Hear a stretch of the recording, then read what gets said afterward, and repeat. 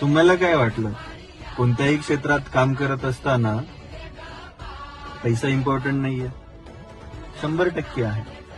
एक गोष्ट लक्षात घ्या, ज्यावेळेस तुम्ही रस्त्याने चालला आहात, तुमच्यासमोर एखादा भिकारी आला आणि तो म्हटला, साहेब 10 रुपये द्या.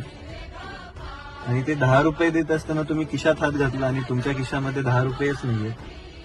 मग तुम्ही त्या मागणाऱ्याला म्हटलात, माझ्याकडे पैसे नाहीयेत, पण माणुसकी खूप आहे. त्यावेळेस त्या समोरच्याची रिॲक्शन काय असते? दोस्तांनो, माणुसकीला तेव्हाच किंमत आहे जेव्हा तुमच्या खिशामध्ये पैसा आहे.